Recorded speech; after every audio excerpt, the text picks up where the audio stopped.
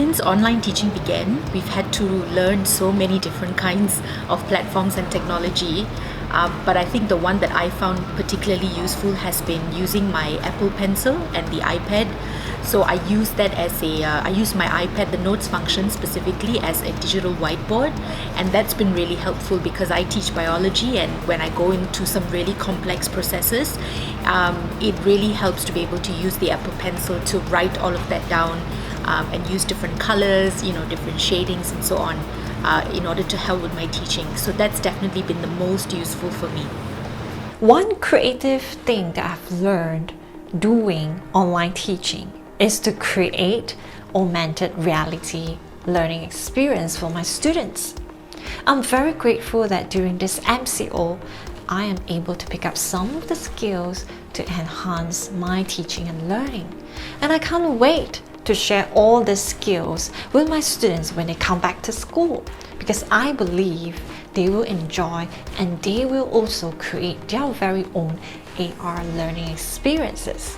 So one positive thing that came out of all this online and hybrid learning is affirmation.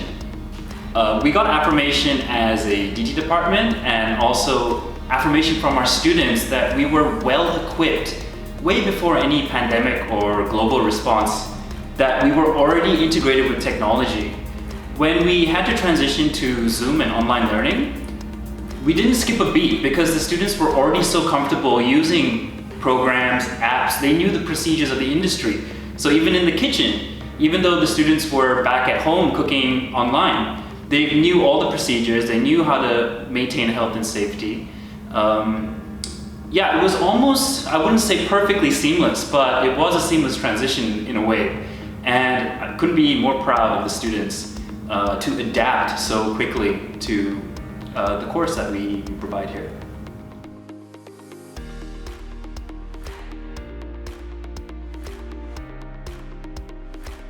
My biggest challenge is technology, and I've been working through this lots with my colleagues, working through tutorials on my laptop and using the programs as much as I can to advance, which has come on lots, and Zoom I'm an expert with now.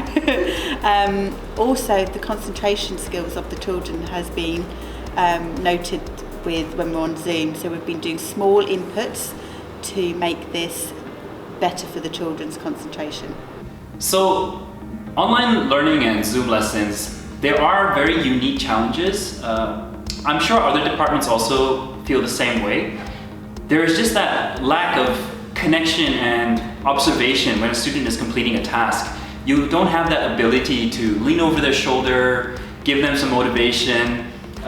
There's that disconnect a little bit with Zoom online learning.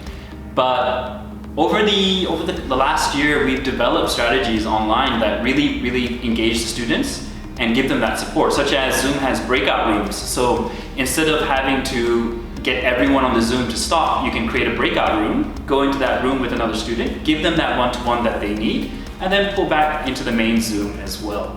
So yeah, that's one of the challenges, but everything we adapt to, we can find a solution to get through.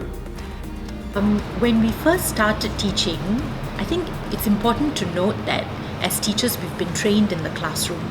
So when we move to online, it's really difficult to make that transition seamless, and we cannot expect things to be replicated 100% face-to-face as they were, when you go online.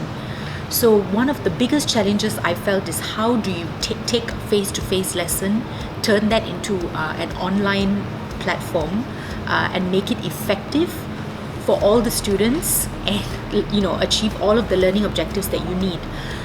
And there's also a tendency, with technology, there's a tendency to always go, overboard. You want to do everything, you want to try everything and make everything really complicated, and that sometimes doesn't work at all. So one of the things that I've learned through a lot of trial and error is stick to the basics. What's the learning objective? What's the best way to achieve it?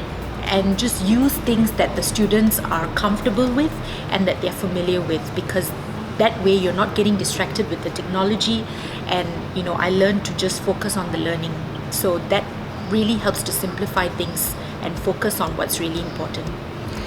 My biggest challenge of being a teacher and teaching online has definitely being able to find opportunities for our students to have really good well-being and to be able to socialise. And it's definitely something that we're still striving towards every day.